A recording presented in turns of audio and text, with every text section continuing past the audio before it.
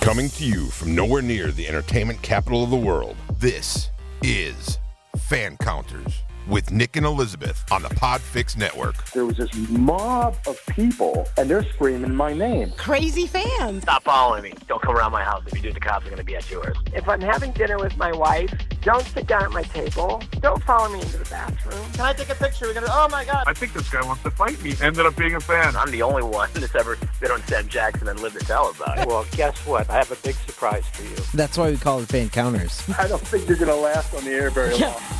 We've got a great show for you today on Fancounters. As I've mentioned in the past, I've tried to get out to Los Angeles and San Diego to do some interviews for the show, as well as to go to Comic-Con. And this whole virus kind of threw a kink in that plan and just flushed everything down the toilet.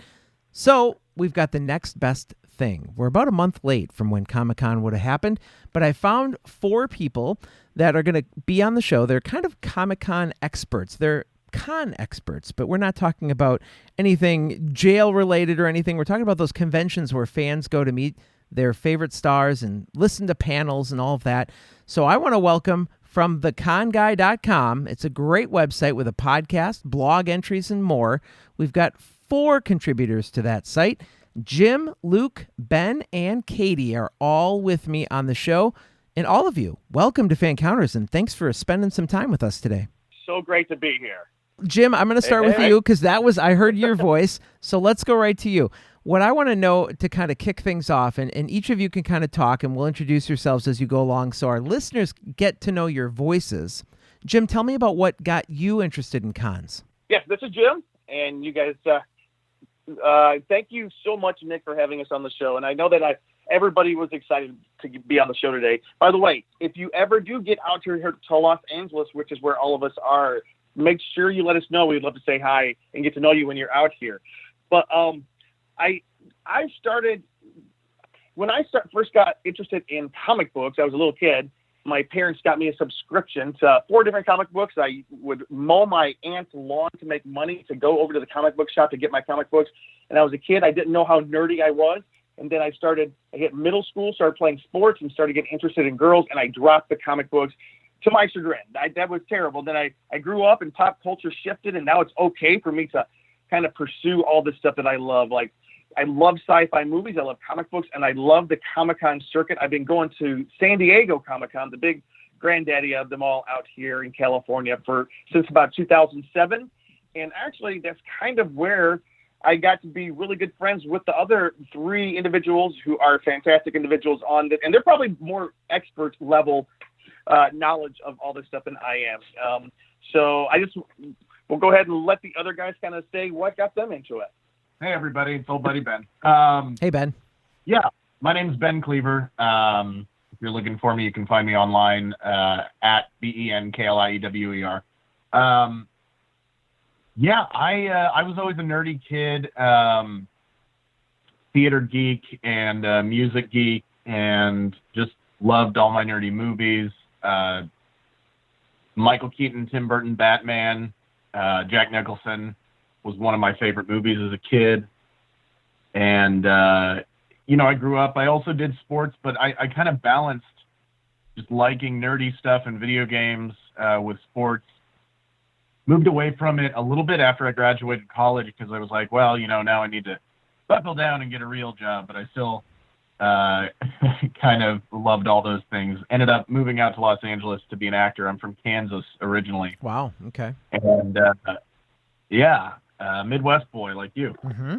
And ended up, I went to San Diego Comic-Con a couple of times, and then I started dating a girl who was really into going to the local comic book conventions out here in LA. And that's when I was introduced to things like WonderCon Anaheim and Los Angeles Comic-Con, which at the time was called Kamikaze. Okay. And just Long Beach Comic-Con and all these smaller conventions that were going around. And then I really started getting into it. And it was actually through WonderCon Anaheim that I met my now wife. So I owe a lot to that last girl I dated because I met my wife through a comic book convention. Were you dressed up when you met her? When we met, no. We met at dinner with mutual friends, but we were both in cosplay the next day. She was dressed as a femme version of Dr. Facilier from The Princess and the Frog, and I was dressed as Indiana Jones from Temple of Doom. He looked cool because we saw him at the same convention, but Ben's like a cool example of, you know what? You can be nerdy and still get a girlfriend and still get a wife. I always like Ben's story. It's the best. You can have both worlds. I understand. Wait, if we have time. But Ben, not only do you have the coolest wife who is really, really nerdy and loves what you do, tell her about your wedding, how great that was. Oh, yeah. Well, I always say we have kind of a nerdy home run. We met at a comic book convention. I proposed to her. No, excuse me. I asked her to be my girlfriend at the Renaissance Fair. I proposed to her at Disneyland, and then we got married on May the 4th last year. Wow. And was it a theme wedding, or was it more traditional? It was fairly traditional with kind of nerdy flavors here and there. But it was, even though it was on May the 4th, it was an outdoor wedding, so there was a lot more kind of motif of Lord of the Rings / Game of Thrones / fantasy type, just because we were in kind of a woody area and that sort of thing. So. But we did feature some Star Wars music and a lightsaber fight with our first dance and that sort of thing. That's awesome. Very cool. It was so great, yeah. Luke, tell us a little bit about your journey into the con world. Yeah, so mine was actually pretty similar to Ben's. For me, it started with actually Batman 66 with Adam West. I used to watch those episodes with my dad and really got into Batman and Robin. I was especially kind of obsessed with kind of Robin. I'd collect kind of the figures around the time that the Michael Keaton movie came out. And eventually I got the courage to kind of watch it.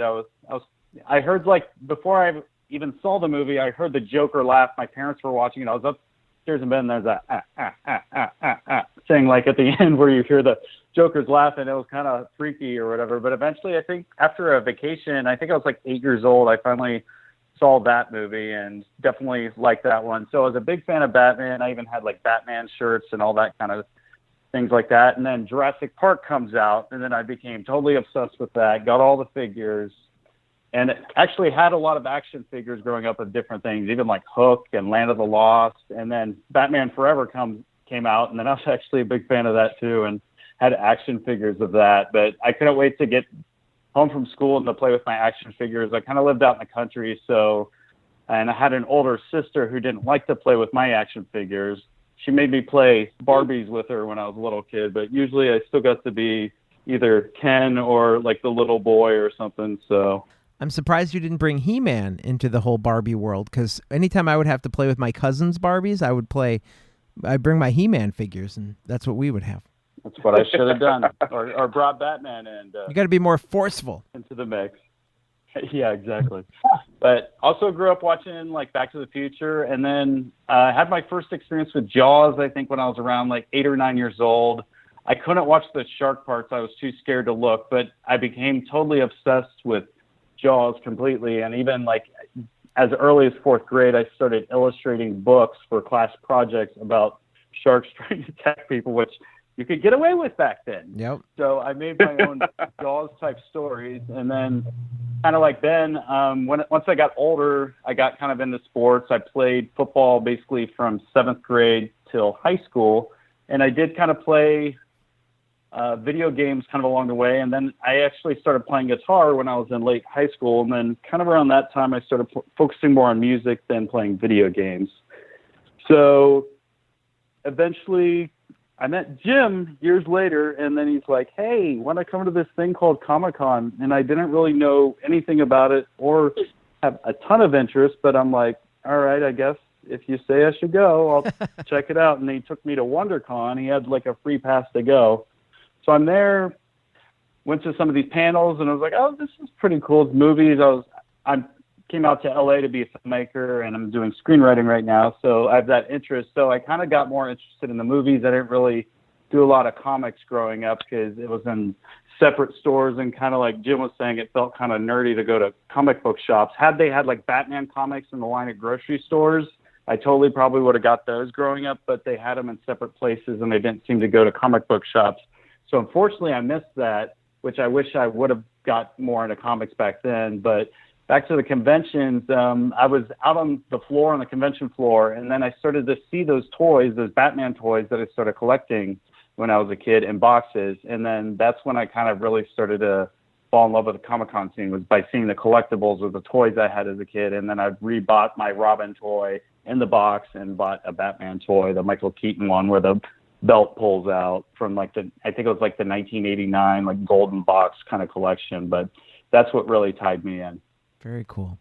And Katie, when you were coming on the call, they introduced you as the cosplay expert. So you must have a story about dressing up and having that be part of your fun at Comic-Con. Yeah, I would definitely say that's one of the reasons why I love conventions. Growing up, I lived in the mountains, so I didn't have access to athletics and theatrics and stuff like that for most of my high school, up until my high school years. But I always loved movies. We did have cable. We did have satellite. So I started off watching a lot of the shows that we all talked about already. The earliest one I remember is watching Lois and Clark with my parents, and my dad watching Star Trek: The Next Generation on TV. And for a little bit, I was like, I don't like this. It's something my dad likes. I don't want to like Star Trek. And of course, as I grew older, I of course started to like it on my own. But then I ended up going into theater in college, and then I moved down here to pursue costuming. But even when I was growing up, I was always dressing up in costumes. For Halloween, I would always try to think of something different. And then when we were bored, me and my girlfriends would all just walk around the camps that we lived at in full costume. So I think cosplay kind of was always a thing in the back of my brain, even before I started going to conventions. And when I moved to LA, I didn't really even know what conventions were until I think probably about 2010, 2011. And from following Zachary Levi's company, The Nerd Machine, and learning about their event that they threw at Comic-Con, coinciding with Comic-Con, I wasn't able to get a badge that year, but I went to that event in San Diego in 2011 and thought, this is my people. This is people who understand me. They know they like what I like, and they're all happy and they're all dressing up, and it was just such a unique experience where I just felt such a connection being surrounded by people who have the same passions as I do. And that's where it started. I applied for professional registration that year but didn't get it. So then from 2012 up until this year, which would have been year 9 for me, I've been going to conventions and sometimes cosplay groups. I cosplay pretty much every con I go to, unless it's a timing situation or a money situation. But, I've done LA Comic-Con, Anime, LA, Long Beach Comic-Con, and of course the big one, San Diego Comic-Con. So it's just one of those things. It's kind of my happy place. Cons are my happy place. I love when you say that, because when you think about things that are going on in the world, there is so much now that divides us. But the one thing that does unite everybody in America is our love of our television shows, what we get out of them, even how far we go to relate to those characters or those actors. That all kind of brings us together. And when you find somebody in the same genre of interest that you have, like you found, I think that really helps you feel connected to a larger, you're part of a larger thing. And I think that helps unite. You're spot on. That's exactly, I think that's why we do this. I know that myself and Luke, we're like a screenwriting team, and I know Ben's an actor and Katie's really into costuming and cosplay. And it's one of the reasons why we actually started the website was we enjoyed the experience of Comic-Cons so much that we wanted to be part of it more. So it gave us an opportunity to, people like to say, to get on the other side of the table. You're sitting in a room watching a panel and you're getting great information. You're seeing some of your favorite celebrities, but we want to be kind of up there on the other side of the table. And so that's kind of why we got into this. As everybody knows, having websites like this doesn't make anybody a rich man. It makes us probably much poorer, because all we do is go to conventions and spend money. But it's, and Katie said, even our podcast, when we do the Con Guy podcast, each week, we get done every week talking about fan conventions, talking about the latest pop culture, the latest, celebrity news. And Ben does a really great 3 minutes of updates on news across the industry every week. And at the end of that podcast, we just all wow, this is great. Because right now, like you said, everything's locked down. There's a lot to be unhappy about. But you know what? There's a ray of sunshine every week on the Con Guy Show, and I'm sure this show here is the same way, where people tune in to, just to kind of like forget about the crap that's going on. Yeah, we try to leave all the crap on the other side of the room. We don't talk any about that much. We do like to dig into what makes a celebrity, interesting, and what that life is really like, because chances are we will never get to the point where we walk down the street and people recognize us, but that's what we find out about the guests. It's like, what do you really feel about that? So it kind of lets us get out of our world for just a little bit, just like reading a comic book does, and watching your favorite show. So it's an escape, and that's what we like about our show. Now, Katie, I had never been fully aware of the whole cosplay term. I obviously know what it is. I mean, I know that you dress up in costume for your favorite character and that kind of thing. Is this strictly a convention thing?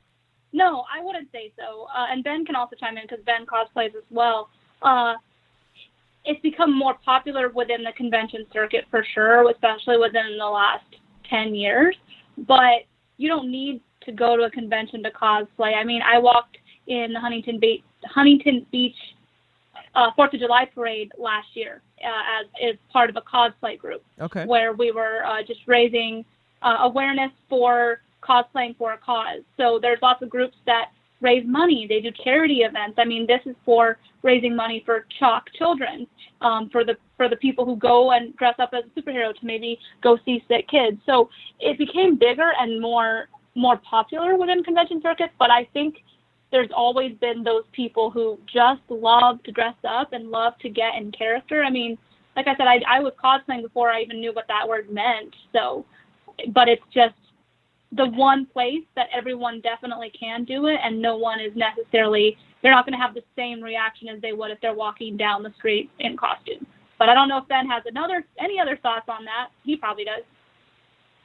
Yeah, well, there's a lot of interesting, just as a human study, a lot of interesting things about cosplay. The word itself, I believe, and somebody on the internet will correct me if I'm wrong, the word itself comes from the combination basically of costume and play. Right. You are playing in costume. And it started off, I like to use this proverbial example of the guy living in his parents' basement who wanted to go to a comic book convention and made his own Superman costume because he loved Superman. Yeah. And he put it on and he went to a comic book convention. That's essentially the kind of thing that started this all. And it has turned into such a huge phenomenon now that now there are people who are cosplay famous. They are Instagram famous because of their cosplays. And it really is an opportunity for a lot of people to turn it into an art form. There are people who are vacuum forming plastic and using Warbla and building these elaborate costumes, and they have shops where maybe they do other stuff that, for a day trade or something, but then they use it to build elaborate costumes. Or they're seamstresses, which Katie is an incredible seamstress, and they're sewing things from patterns or making their own patterns. And it has turned into a serious business, costumes on commission for other people to wear to conventions. And then on top of that, there's a whole modeling end to it. People are modeling cosplay for photographers. Photographers come to these conventions in droves, and people line up to have their picture taken by photographers in their cosplay. And these guys will go home and edit them and do a photo dump on Facebook, or they'll do an email chain and send them out. So it's turned into a whole thing from, Bobby in his parents' basement making a superhero or, making a Superman costume to this almost an industry that some people are even making somewhat of a living off of it. They're getting sponsorships, or they're getting, Instagram clicks and advertising and all that kind of stuff off of it. So it's really a phenomenon. And then, the side, dark side of that is then there's drama inside that community and that sort of thing. But it's still a pure enough thing that the people who truly love doing it, and I think Katie is a perfect example because she just makes the costumes she wants to wear and goes and wears them. And and people take pictures of her, but she doesn't get involved with any of the drama, as far as I know, at least. I try not to, and because at the end of the day, and the one thing I would say to people who do want to dip their toes into cosplay is, there's a lot of stuff that it takes mentally to be able to handle it. You have to be able to either choose not to be involved in all the drama of the industry, and do it for the reason that you love it. Don't get stuck in all that other stuff. I mean, I cosplay characters. I like cosplays that characters that mean something to me, and half the time I cosplay as characters people don't know who they are right away, because I don't like doing the ones that everybody does. I like doing it to be different, and it just takes some really thick skin sometimes on people, but at the end of the day, if you love it, do it, and just try it. It's an interesting experience for sure. What is an example of some of this drama you're talking about? I must know. Like, what goes on? Oh, there's a concept of something people call genetic cosplay, where some people think that you should only cosplay characters that look like you. And that doesn't have to do with any kind of race relation type of stuff. It's just like, if you're a brown-haired guy, you can't cosplay a blonde-haired character or something like that. Some people get into that. But I certainly don't want to paint a picture that this is like rampant. It is just a corner, a dark corner of the whole of cosplay. Most of it is, if people see, and so many people do it at conventions now, 5-10 years ago, there were probably half as many people or less in costume at a convention than there are now. Now it's like 80-90% of the people on the convention floor are in some form of costume. Oh, cool. Wow. And so I'd say, it's something that brings you joy dressing up as a character that you like. I think that's pretty universal. And so I certainly don't want to paint a picture that there's this really prevalent dark side, because it's just a corner. It's just a dark little corner of the whole cosplay world. All right, before we close out that topic, the dark side. The dark side. There's one more question I have about it, and that is it just about the costume, or is there role playing going on too? Like, are you supposed to be this character, or are you still allowed to, have a beer and laugh with your friends? And so how far do people take it? Bit of column A, bit of column B. I think it depends on the cosplayer. I am not an actress by any means, so for me, I will somewhat act in character to what I am able to do.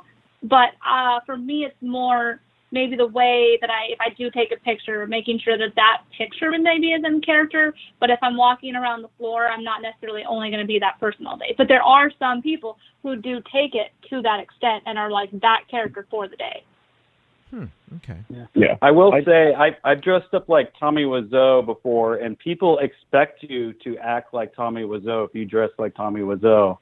So I went there, and everybody wanted to film me doing impressions or different things. Luckily, I can do it, so I pretty much can you really look as Tommy Wiseau in character. Can you do Tommy Wiseau? You're tearing me apart, Lisa. Nick, do you know who Tommy Wiseau is? No, I have no clue. I wrote down the name so I could look it up later. No, there's this crazy movie called The Room. It's regarded as one of the worst movies ever made. It was made in 2003, but it took on cult status and became one of the midnight movies. And I think out here in Los Angeles, it really picked up steam. And all these years later, they still have monthly viewings of it. And the lead actor, his name's Tommy Wiseau. A movie was just made last year called The Disaster Artist, starring James Franco, which kind of told the story of the making of The Room. So if you ever want to find out who Tommy Wiseau is, just watch James Franco's depiction in the Room, and you'll get a good idea. Oh, good. And he does panels, and he does panels there as well at the conventions, and he also at some of them will have a booth of his stuff, and it's a big booth. So he does attend a lot of these conventions as well. Huh. No, he's a big presence, yeah. Okay, I'm going to look it up. Very strange man. Because I really want to see how bad this movie was. So bad. We love it so much. You can't look away. It's a moving train wreck. Yes. Well, all was not lost this year for Comic-Con, because they did take a virtual approach, as some other conventions did. And I didn't get a chance to check any of it out, but you do have a blog entry on theconguy.com that talks about this very topic. And what they did offer, But also what's funny is there's a lot of articles that bashed what they did. So tell me a few reasons why what they did, first of all, tell us what they did, and why didn't it suck? It did not suck. The articles that said it sucked, suck. I'm just going to tell you right now.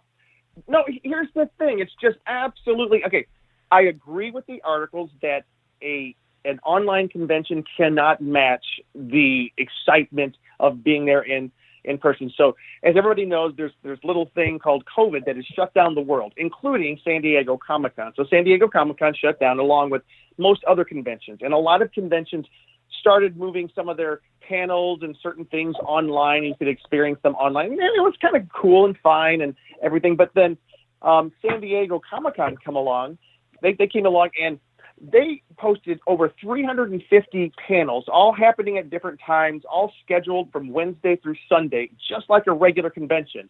And they were big panels, too, like the cast of The Walking Dead and Fear the Walking Dead, Bill and Ted's Excellent Adventure, the new Marvel's New Mutants had a panel. And so all these panels were happening. And usually when you're at a convention, you got to pick and choose, and you can go to one and stand in line and wait all night. But in Comic-Con at home, we were able to we're still able to choose any of those panels we want to see and look at it and watch it and enjoy it. So that, I think, was a huge success. The articles are saying that the numbers are down as far as media clicks. Like, we're not getting that, San Diego Comic-Con is not getting as much media attention and not as much news, and people were not able to interact with their favorite celebrities the way they were. Yep. This is true. We are all sitting at home watching from our homes. Right. But as far as online conventions, I surmise, and I am of the opinion, it was perhaps the best online fan convention that has so far happened, and I doubt you're going to get a better one this year. That is my opinion. Yeah. I will say that some of the smaller panels that normally, don't fill the room, I'd say one of the best things was you really could go back and watch some of these other ones, because you're always trying to go to the big ones in Hall H or some of these other fandom ones. But, how to be a comic creator, or we do this panel that both of us actually were on this year called Full-Time Creative Work on a Part-Time Schedule. And we actually got a lot of hits, because usually the room can only fill a certain amount, but a lot more people got to see that panel because those are recorded. So some of these smaller ones that don't have all the screaming fan type elements to it, I think really got a chance to kind of get seen more. And you always kind of want a lot of these recorded. You'll sit through something educational, be like, oh, I wish I would record that or took notes. But now a lot of those are online, so you have those forever on YouTube. And can I jump in real quick there? What Luke just said is I think one of the main reasons why I think it was such a huge success.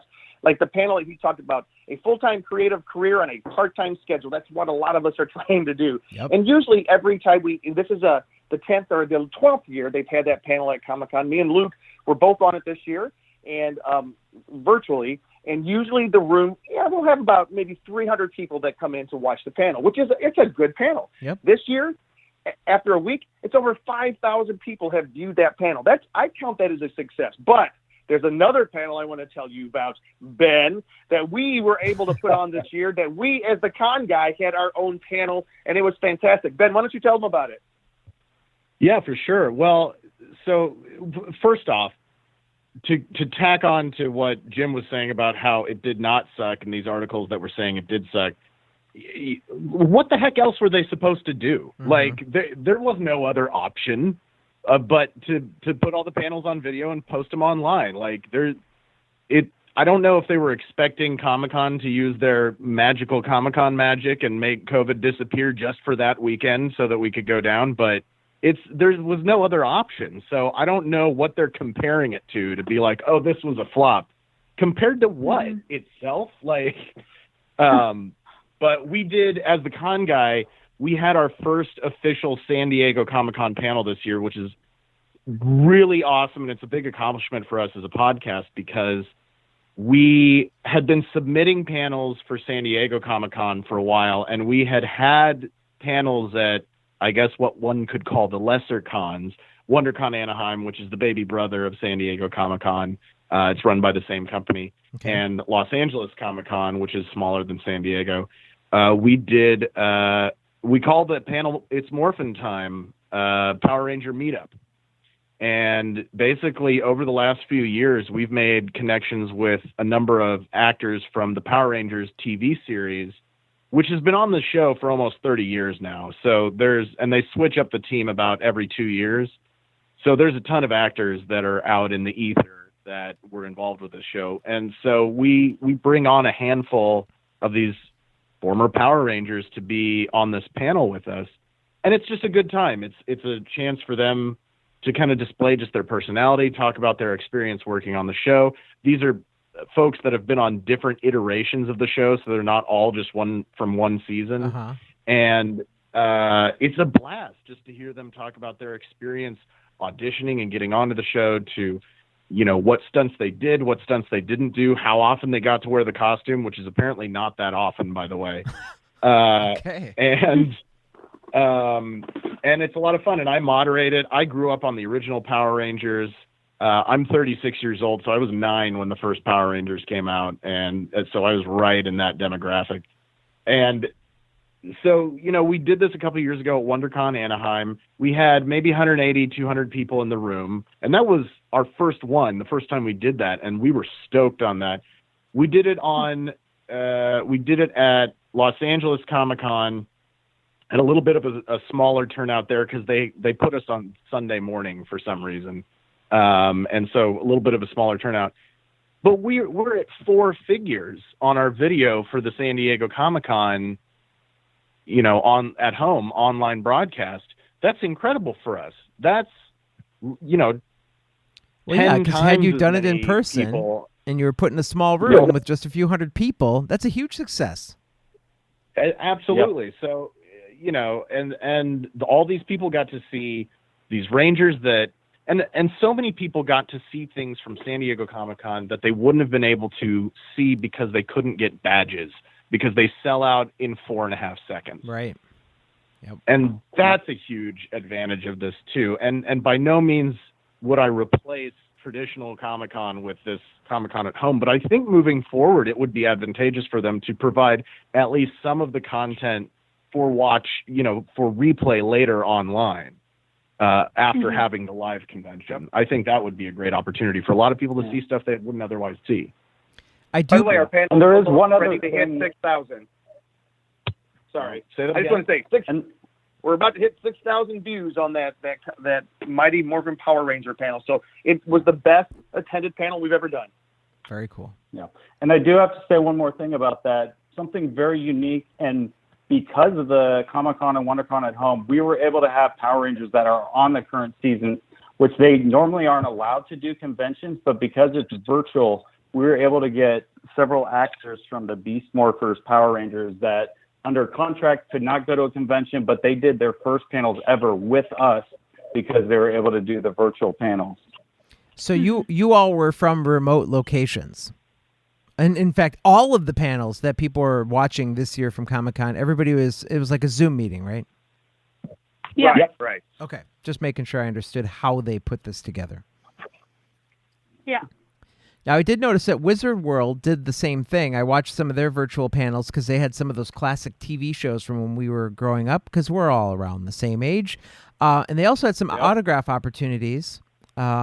But because that was put on hold, the traveling around with this convention, they did the best they could also to kind of let their stars reach out. So out of all the virtual cons that you've checked out this year, has there been one particular panel, and you each can answer, that has caught your eye or is worth checking out? Besides your own, because we know we should go watch the Power Ranger and the marketing panel. So. Morphin time, Power Ranger. Oh, sorry. Yeah, I've got to say that perhaps just because it's hot on my memory right now is the Comic-Con at home. They had a panel for The Boys on Amazon Prime for season 2 of that, and it was one of the funniest, best panels I've seen. They showed a cool clip of. I don't want to ruin it for you guys if you haven't seen the clip, but it was pretty gross. Okay. Yeah. But it was pretty. I'm sorry, pretty gross or pretty dark humor. It was hilarious. And it fits the tone of the show.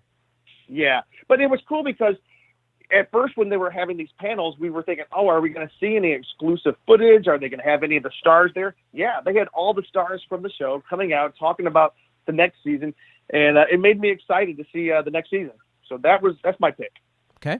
I was just going to echo a little bit off of what Jim said, because like when he said there were surprises, like even Seth Rogen popped on real quickly just to announce that they had been announced for season 2. And that's the kind of little tidbits that happen at Comic-Con where they might throw some random news that no one, or season 3, sorry, that no one knows. So that was also what was kind of special, because it was Zoom, you were able to get some appearances that you wouldn't normally see at the con. But for me, another thing that I liked, and I did talk about briefly on our show, is that the New Mutants trailer was one that caught my eye, in the sense that they did still do some giveaways. You could do a hashtag over Twitter and enter some contests to win some posters and to win a screening of New Mutants before it comes out, if it still comes out. They even made jokes about it.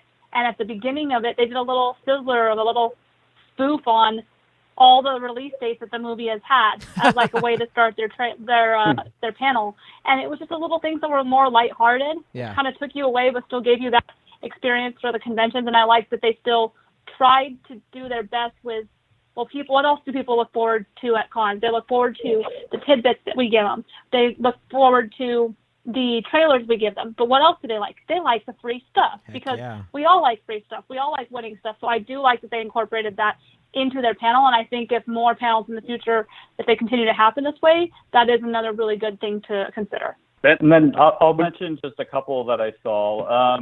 First of all, it's Walking Dead. Walking Dead's always huge, especially at San Diego Comic-Con. But Chris Hardwick came back and did it. And he's been doing the Talking Dead virtually as well, kind of when things started to shut down. He was doing it that way. But what was cool about how they did it was they kind of broke it up into sections. There was at least 2 different groups that he did. So he was able to kind of bring on one group of people and then was able to bring on another. So they were able to get kind of more guests, more faces kind of on there, even though usually when they do come out Comic-Con, they have a big group of people. But I did like the way they did that, and they did show some clips and stuff. But Chris Hardwick's always been one of my favorite moderators. And then the other one who's my other favorite moderator is Kevin Smith. He did the Bill and Ted thing, and that one probably I would say was my favorite. The Bill and Ted. What's it called again, Jim? They Great. What's Face music? No. Yeah. That's it. Save the world or But, something like that, right? Face the music. Okay. Yeah. I can never get that title. It was just an awesome panel, and I was surprised to hear how touching the film will be. And Kevin Smith talked about how it brought him to tears, that his wife came in like, "What were you watching? Some sad documentary?" He's like, "No, I was watching Bill and Ted Face the Music." But I guess like the way they did it, they really pulled into the nostalgia and really pulled in the heart of the film. So it really made me even more excited about seeing that film. I'm going to jump on tangent here just for a second because you brought up that film. So that movie is still coming out someday in theaters, I would assume, right? They're not going to jump that to a streaming platform, are they? Yes, they are. Oh, no. Well, no, I think it's going to be, they've announced that it's opening. Yeah, it's going to be both. It's going to be a hybrid. Like, Katie, do you know when it is? Or Ben, it's like at the end of August, I think, isn't it? I can't remember exactly, but I do know that in some places there are movie theaters open. And it's none of the big chain movie theaters, but it's some of like the small town ones, places that are not big crowds. They are still opening. And I know there's also drive-ins open. So I think it's a limited release type situation, as they call it, but also digital. But I don't remember the release date. Okay. Yeah, it's towards the end of August, but they are going to have a big online release as well. So I just think that's just the reality. I don't think people are. I don't think the studios have any options these days. Like we just heard that Mulan is going to be released on Disney Plus Premiere for $30. Yeah. Coming up soon. So it's just one of those. But Mulan will also be released, but it's going to be released internationally in theaters. It's just like here in America, the theaters aren't open yet. Right. I'm still a traditionalist in that way, so kind of disappoints me. Oh, I love the theater. Yeah, I'm going to go to the theaters, man. Now, have any of you guys watched the Bill and Ted original 1 and 2? And my question with that is does that film still hold up? Oh, yeah. Ben, what do you think? I would say so. I grew up watching them, and my wife had not seen, I think she had either only seen one of them or she hadn't seen either of them. I don't remember. But about a year ago or so, we went back and watched both of them. And I think the thing is, sometimes you're like, oh, if a movie doesn't hold up, it's the special effects, or maybe it's some of the subject matter that didn't age well or something like that. But the fact of the matter is that this is a movie that takes place in the 80s, that was made in the 80s, and they didn't try to stretch themselves too far with the special effects. So, yeah, I'd say it holds up pretty well. It's proper for the time. There's not really anything that I recall, I could be wrong, but in it that didn't age well, so to speak. Like when you watch some 80s movies, you're like, oh, we don't say that anymore, Yep. But as far as I recall from watching them about a year ago, like I said, it holds up pretty well. And going back to the panels, if anybody didn't get a chance to respond about favorite panels, I'm still interested. We just got a little sidetracked. Hey, Ben, did you go? No, I'm trying to think. I didn't watch a whole lot of them. It's so dumb. I had kind of a lot of other stuff going on that weekend, so I didn't watch a lot of the panels. That's okay. Hey, Nick, just to let you know, Bill and Ted right now is scheduled for August 28th. So fingers are crossed.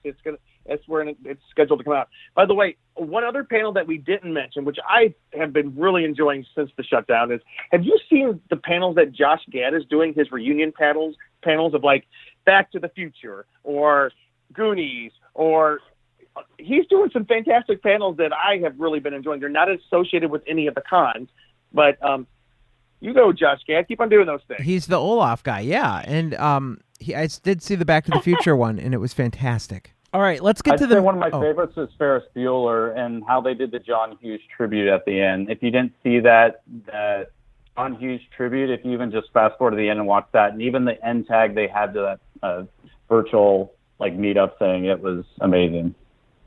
Josh Gad did that, Luke? He did. Ferris Bueller. That's cool. I have a lot of notes of content now I need to check out. I blame you guys now. There goes my weekend. Let's get to the meat of the interview as far as how this show runs, because we love hearing about the crazy things fans do with the celebrities that they meet. And I'm assuming over the years you guys have had a chance to view some of these things that have happened with celebrities and fans. So do you have any stories that you've seen just by being a fly on the wall with stars interacting with their fans? Yeah, I'll just start with this one because, I think it was probably like 10 or 12 years ago, like San Diego Comic-Con in particular, and now New York Comic-Con and even Dragon Con down in Atlanta, they've been around for a while, but they just took off and they grew exponentially large. And that's because the studios and the production companies got into really bringing their talent out to these conventions. So for people who want to go meet their favorite star from their favorite show, these conventions are the place to do it. And it's not just like, a lot of times you can pay to meet them and get your picture with them, get your autograph with them. That's a cool thing. But for instance, like places like San Diego or New York or Atlanta, your favorite stars, they're going to be out and about eating dinner, and they are glad to hang out with you sometimes. I know that I'm going to kick it over to Katie, because Katie, last year for Katie's birthday, we were able to arrange something cool. Katie, why don't you tell them? I guess you guys were kind of a fly on the wall for this situation, but last year for my birthday, was it Thursday night that you guys were out? I think it was Thursday night, right? Or was it Wednesday? It was one of the two first nights of Comic-Con. I called it an early night because I was exhausted and wanted to rest up for the biggest days of the con, which is, of course, Friday and Saturday. And Luke and Jim and our friend Brad all were at one of the after parties that is thrown at a bar down there. Mm-hmm. And they got a video shout-out message for me that they surprised me with on the show with Jared Padalecki, because they met Jared Padalecki from Supernatural. And they had him shoot me a video. And then they showed it live on the air, and, of course, I'm just grinning from ear to ear. So that was a cool thing that they got to do for me, but also that Jared was willing to do for a fan. Thankfully, I did get the chance to meet him the next night. So the video was still special, of course, because I didn't know that happened. But I had already met him by the time I saw the video. But they got to be a fly on the wall when they saw me get to meet Jared the next night. So I don't know exactly how it was for them. I know that I did not say much because I wouldn't say, I don't like the term starstruck because I don't like freak out, but usually my brain kind of just clears sometimes, and there's just not much going on up there when I do meet some people. And I had tried to meet Jared and Jensen at multiple cons at Zachary Levi's event at Nerd HQ for photo ops that they do, or trying to win signing tickets and all this different stuff, and it just never happened. And so last year I thought was going to be my last hurrah for Comic-Con. Didn't think I was going to get to go this year, and little did I know I wouldn't. But it was just one of those very special moments that only probably happen at Comic-Con. So yeah, and it was I'm fun sure hanging was out with fun them. for them. Yeah, it was fun because it was the end of the night. They were kicking people, starting to clear out the club. But of course, Jared, he had his own spot, and they weren't making him leave. And he invited us to join him and hang out. And we had a lot of fun. And then we told him, we said, your biggest fan, Katie, she just couldn't make it tonight. And he was like, what? Get out that camera. We're going to talk to Katie right now. So it was great. It was really a lot of fun. Well, that's even better that it was his idea. Well, we bought him a lot of drinks, so he was. Yeah, he was a little intoxicated. But Luke, you got a cool story. Yeah, so I got to kind of pretend to be a fan. So my cousin is Maggie Grace. She's an actress. She was in the Taken movies and Lost and a bunch of other things now, Fear the Walking Dead. But actually, it was my first panel, my first Comic-Con type thing ever. I was at WonderCon, and I was there with Jim and our other friend Greg, and she was on a panel for a movie called Lockout, and she happened to be up there and was talking about that movie, and Jim and my friend dared me, like, hey, I dare you to go up there and ask her a question. Like, they have these like mics where you go up in front of like thousands of people, and I'm like, and she had no idea in front of a room full of people. And she had no idea you were there. I was there. Yeah. So yeah, she didn't know I was there. So I go up there, my heart starts racing because I'm in this room like thousands of people. Like, oh gosh, I'm about to be on a microphone. And they have this camera on you, and you're on this big screen or something. And all of a sudden, I go up there like, "Hey, my name is Luke Cheeseman. This question is for Maggie Grace." And then she's like, she just totally, because she was being very professional, answering questions. And all of a sudden, she just broke, and the whole crowd's like, "What is going on here?" And then she starts laughing and kind of like totally breaks. And then she starts laughing. She's like, "Hey, Luke." Like, I loved it, yeah. And then all of a sudden the crowd just burst out laughing and stuff. And I was like, yeah, so my question is, what did your mom think about this movie? And it just kind of created this kind of fun kind of banner type thing slightly there, but it wasn't until, and then this became kind of an ongoing prank that I kept doing where she didn't know I was there, and then suddenly I show up and ask a question. So when she was on Fear the Walking Dead, and this was probably the best one, was Chris Hardwick was moderating, and I go up there and I'm like, "Yeah, let's look, Jesus, this question for Maggie Grace." And then he's like, "What?" And then I ended up having a banter with Chris Hardwick and the whole thing, and she eventually even forgot what the question was because it became this big like 2-minute kind of thing. And then what was funny about that is once she got back in the limo right after that panel, because they went directly back to LA, they said that was the highlight of the panel because they were coming on in a new season, so they couldn't really talk about anything. It was like they were dodging questions, but she said that was actually that everybody in the limo was saying that was the highlight of the panel. And I was like walking around the lobby after that, and people were like, hey, Cheeseman, because they like saw me at that panel. And then I did it one other time for the Fear the Walking Dead thing, and then that one was funny as well. But then I was going to do it a fourth time, but she actually got me into the panel because it was Hall H at Comic-Con, which is like impossible to get into. And she got me tickets to get in, but she's like, "I'll let you in on one condition. You can't ask a question." I'm like, all right, fine, deal. So I kind of currently am retired from jumping in and asking her questions, but I got to be one of those weird appearing fan things that seem like a cousin that just keeps following around conventions, which is what Chris Hardwick told me I was doing. Well, he figured it out. Is he that weird guy that just follows you around? You were getting a reputation, and it wasn't all good. But at least you didn't expose some family drama or something and made her address a secret or something. Yeah, Chris That Hardwick would've been cried. Hey, and real quick before Ben jumps in, for me, like, my biggest celebrity meeting of all time, it just really meant the world to me because this was at Disney has a convention called the D23 Expo that happens every other year in Anaheim, and I was writing for some magazines and doing some freelance work, and so I was able to go backstage at their big Legend ceremony where they induct a bunch of people into the Hall of Fame of Disney, so to speak. And I was able to, the reason that I became a screenwriter in the first place and moved from small town Illinois out to California was to pursue screenwriting. And the reason I wanted to make movies and pursue screenwriting was because this little movie called Star Wars that I saw in 1977. So I'm just absolutely in awe of Star Wars. And I know that, I was able to do an interview with Harrison Ford that was fantastic, with Carrie Fisher, may she rest in peace before she passed, and with Mark Hamill. But the one thing that was just the most important to me was during this thing, back in the green room, the publicist came and said, all right, we'll let one person in, come on in, who do you want to talk to? And they took me right over to George Lucas. No way. Yes. And George Lucas, and there's a room full of people getting ready for this big ceremony, and I just reached out.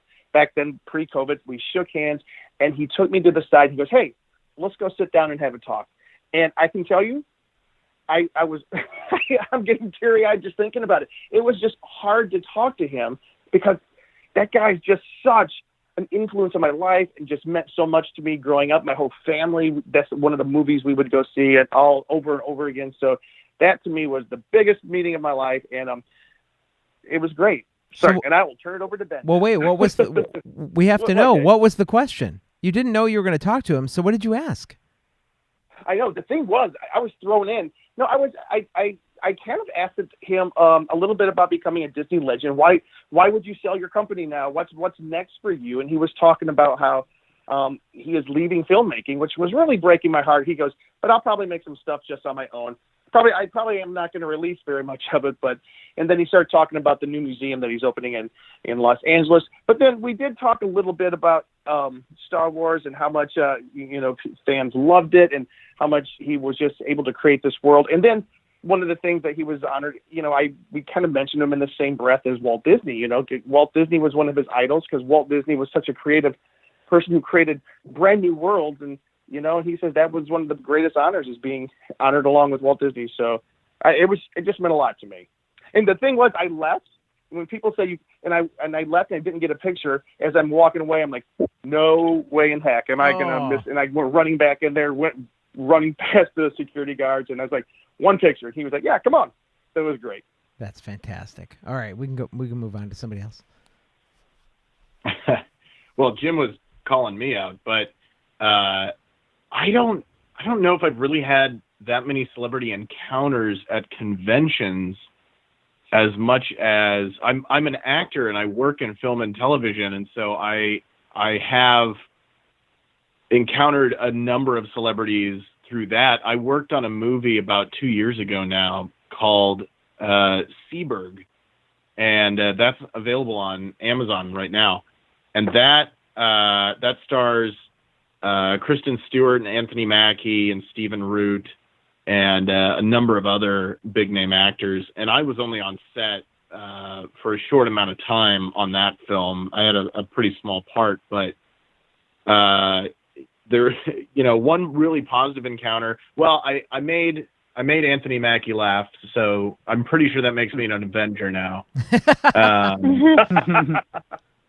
And then I sat down. I was talking. Me and a couple of the other actors were talking with Stephen Root, and if that name doesn't sound familiar, you certainly know him. He was Milton in Office Space. Oh yeah, and he was on the show News Radio. He was Jimmy James on News Radio, and he's been in a ton of stuff.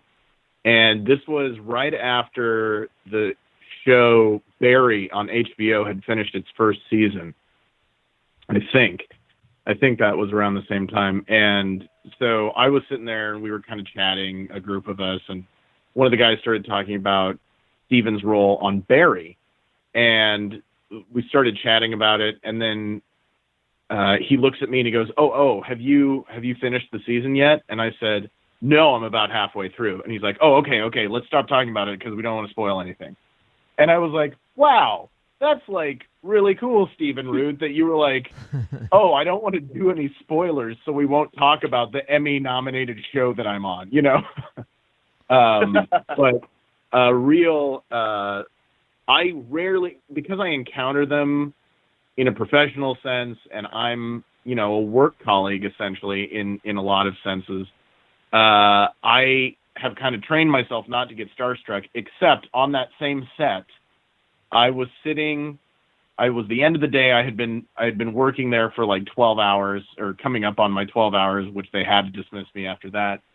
And I was sitting in my chair, and next to a couple other guys, and then Vince Vaughn walks in and sits down right next to us.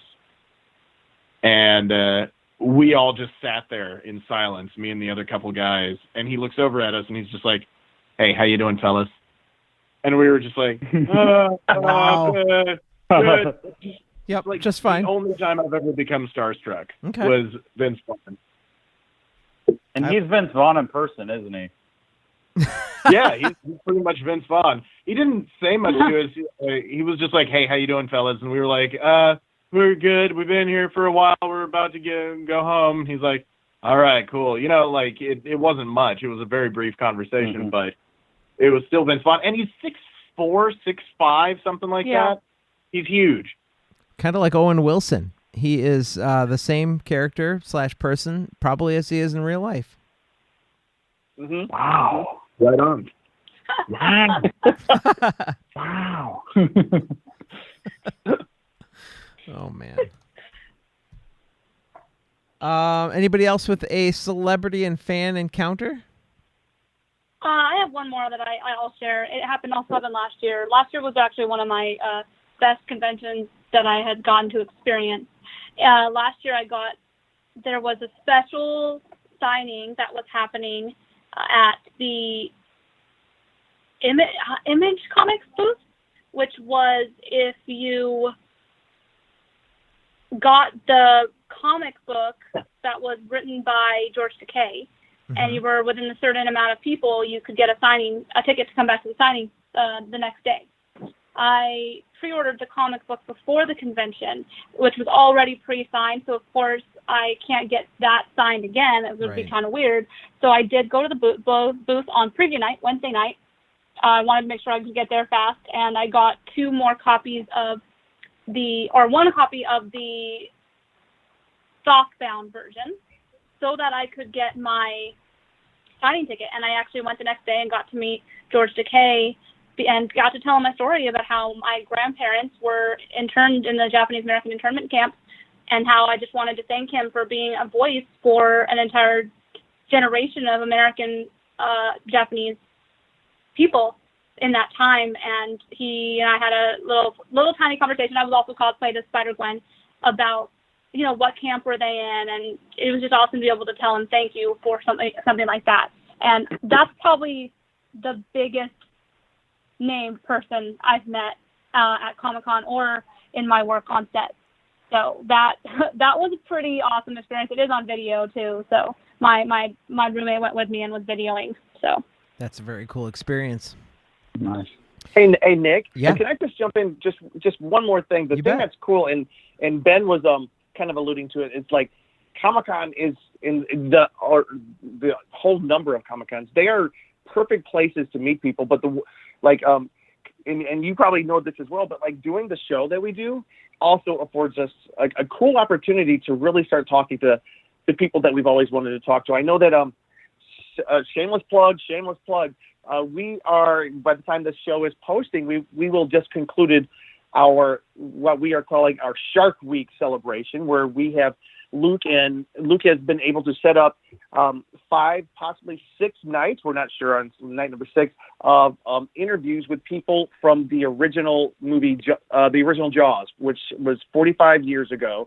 And so myself, Luke, and Ben just finished an awesome interview with Carl Gottlieb, who was the writer of Jaws. That was one of the most enjoyable interviews we have done. But we also were able to we interviewed Jeffrey Voorhees. He played the young Kittner boy, Alex Kittner, who was the first first or second. He was the second person killed in Jaws. He's the one that went out on the yellow raft and got eaten up and chomped up. And so during his interview, he took us. It was a video interview, and he walked out to the spot where he was met his untimely death and other spots in Jaws. Yeah, and then Jeffrey Kramer, who was who was he? He was Hendricks. He was Deputy Hendricks in Jaws 1 and 2, and he was also in Halloween 2. And then, Luke, why don't you, Luke or Ben, you guys were kind of more into this than I was. It was, Joe Alves, who created the shark, he's production designer, but very, first guy hired on the project, responsible for, all the shark stuff and creating the shark. He worked on that. He worked on, Jaws 2, directed Jaws 3, also worked on Close Encounters and just, all this cool stuff. But one of the biggest guys and all that, he was amazing. And then also we talked to the Return of the Orca. There's basically this project that's going on to recreate the orca in Martha's Vineyard to give boat tours and it's also for charity work and to raise money for charity and kind of take people on boat tours on kind of awareness of the marine life there and kind of just do all this cool stuff. And it's actually, I think, going to be part of a TV docu-series as well, kind of retelling kind of the story of the making of Jaws, which is cool. So we had those people on, and Joe Alves actually came for that one too, since he created kind of Look at the Orca as well. So he got to talk about making Orca, which is pretty cool. So it was kind of new for us. We dropped an episode each night of the week starting on August 9th. So it was 9, 10, 11, 12, and 13, Sunday through Friday. And then we also were able to, and Katie was in on this, we did an interview with Greg Nicotero, the creative director behind the Walking Dead franchise. And because he is in the process of restoring one of the original molds from the film for the Television Academy Museum out here in Los Angeles. So, hey, Ben, did you have anything to say about the interviews? Oh, man, I just love talking to Carl Gottlieb and Joe Alves, these old Hollywood guys that they were coming up and making movies in the second golden age of Hollywood film, and they're in their 80s right now, and it's the kind of interview where you can ask them one question and they will just start talking and they will keep talking, and everything that comes out of their mouth is interesting. Yeah. There's no BS. It's all just, and then, in 73 we did this and blah, blah, blah. And it was just fascinating to hear these guys talk. Yeah. And Carl Gottlieb, the writer of Jaws, the co-writer, his story, he was buddies with Steven Spielberg. They were roommates and trying to dream up these movies that they could they wanted to make when together. They were filming it. They had the same agents, and they knew each other and were brainstorming projects. And Carl had acted in projects with Steven Spielberg, but they hadn't quite gotten to kind of do something together this big until Jaws. And then they ended up rooming in the same house while they were writing it. Literally could go across the room, ask questions about it, because he was literally writing pages the day before they're shooting it. So if you guys are fans of Jaws, we encourage you, shameless plug again, come over to theconguide.com and check out all those awesome things we did that week. Awesome. I will definitely go back and check that out because it's hard to believe that movie is 45 years old already. And I really want to hear about the building of that shark. So I'll be over there. Before we end for today, I do have one more question. In the massive preparation that I do for a lot of these shows, I come across some really weird facts and things that there are actually documents on the internet written about what to ask and what not to ask during a panel discussion. So I don't want to hear about what you should ask. What I want to know from each of you is, do you have an experience of somebody who asked the dumbest question or something you just slap your forehead and you're like, are you that's what you want to know? You get a chance to ask a question and that's what you ask? So tell me about what each of you, one of those moments that you might have heard. Katie? I think, yeah, I have a few. I watch a lot of the CW shows, and those panels are always interesting. But I think the biggest issue with the Q&A format at a lot of these conventions is that people will ask the same question, just word it differently. And when you're in the audience, you're just like, they just answered this 5 seconds ago. Yep. And it's like, were you not, and you just wonder, were they not paying attention? Or do they really think that Might they're be the asking nerves. a different question? Yeah, which I get. But the thing is that they supposedly have these people at the front of the line where you're supposed to screen your question. So people obviously change their questions sometimes, which causes that to happen. But the other worst one is they flat out tell you, at least at Comic-Con, no requests, no, like they say not to say certain things. Like don't ask out the talent. Yet there is always that one person in that CW show panel where someone goes, "Oh, I just really love you," and like say something basically like either being like, would you marry Can I hug me? you? Or and those kinds of personal requests, which are always like, it's great when you're at a meet and greet, it's one thing to do it, but when you're in a big room full of people and there's 20 people behind you wanting to ask an actual question, it's just kind of a little bit, all right. The biggest thing that kind of makes me cringe, and I try to be understanding because I know, listen, I'm a nerd at heart, and I know that stuff like Comic-Con and some of the more obscure ones that I go to, like the Doctor Who convention that my wife and I go to, the nerdy stuff attracts the people who connect to that, and a lot of times people who connect to that don't have the best social skills, or they have social anxiety or something like that, Sure. and they're not, like, I'm used to talking in front of people, and I do a lot, so I apologize if I've been rambling on during this podcast, but and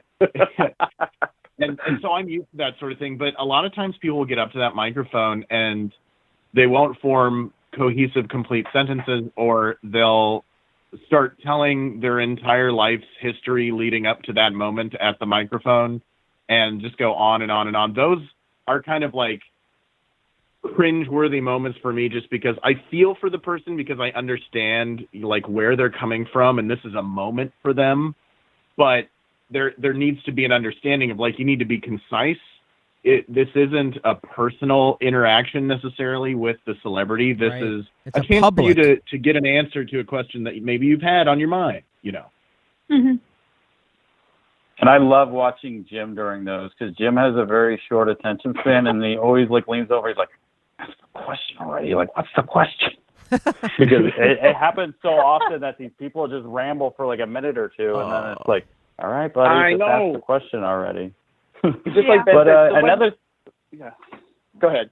But another thing you do see a lot is people will be like, either, "Hey, can you sign this thing for me?" or, "Hey," they'll try to, "Can I get a job?" Like, which I've actually seen, and that's an absolutely, like, do not ask them to sign like something, or do not ask them to, I don't know, give you some recommendation or take you in. I don't know. But people a lot of times will try to like do a business pitch or something, and then they'll be like, "Get them off the mic, shut them back." Oh, what? And then you see like the security like kind of like freak out. Yeah, it's like anything where you have to approach the celebrity. Don't ask. Don't go there. And they shouldn't allow it for one, because then it invites everybody else. Yeah. Oh, it's 100%. Yeah, because then everybody would like I did see one panel one time where they did allow, and this was at the Paley Center, I think. I don't know if it was at one of the conventions, but somebody said, because people have nameplates or their pieces of cardboard on the table with their names on them, and someone said, "Could I have yours?" And I forget which celebrity it was, gave it away. There's 12 celebrities on stage. Yeah, they do a lot of times. But so what was the next 10 questions? "Oh, can I have yours? Can I have?" I was like, "Oh, don't start that." But I do think Oh gosh. Yeah. but there was one celebrity interaction one time that will forever stick with me, and it was 2 years ago. We were at San Diego Comic-Con. They have this. They had Jamie Lee Curtis there promoting the new Halloween film, and she was up on stage, and this guy showed up, and some people thought he was faking at first, but it turned out no. And he was talking to Jamie Lee Curtis, and he says, "I just want you to know that your character that you created in Halloween, Laurie Strode, has been such an inspiration to me, because my house was broken in to. People were breaking into the house, and and it sounds funny, but it's not." He goes, and I was thinking, how would Laurie Strode handle the situation? And I was like, that seems odd. But then he started breaking down crying, and you saw, wait, he actually was having and he was talking about how trauma affected his life. And all these years later, he remembers Laurie Strode, and that was a strong character, a strong woman in film, and it helped him to kind of get through the trauma of his own life.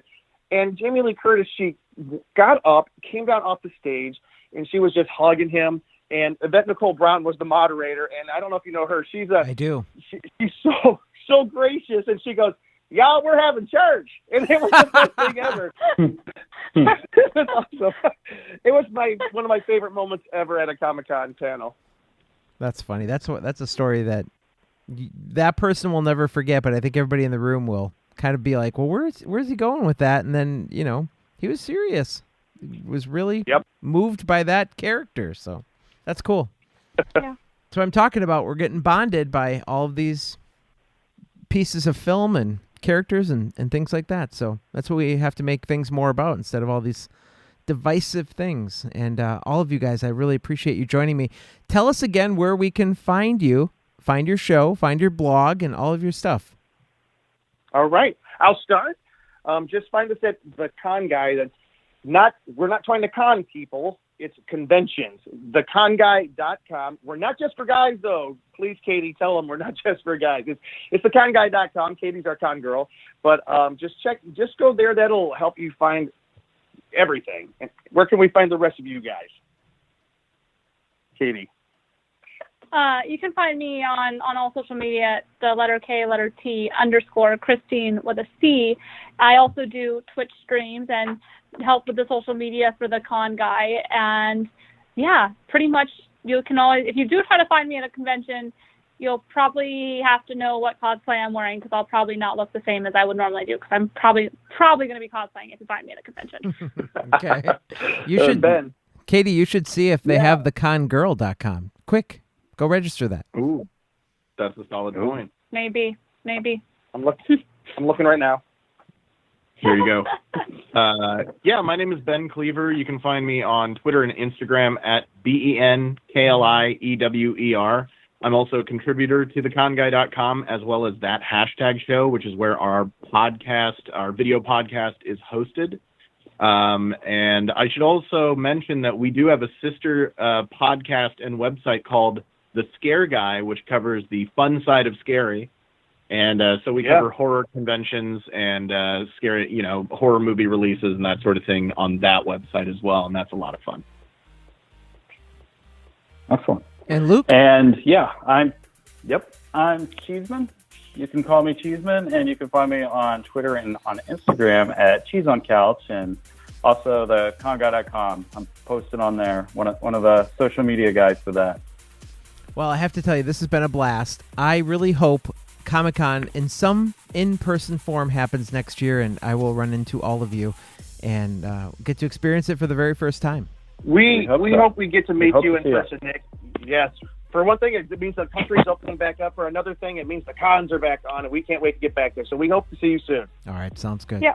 My thanks to Jim, Luke, Ben, and Katie for joining me on the show this week, talking about cons. We hope you enjoyed that episode. You can follow us on social media if you go to Fancounters on Facebook. Join our private group on Facebook. It's called Sharpie Nation. And we're on Instagram, trying to build the following, at Fancounters Live.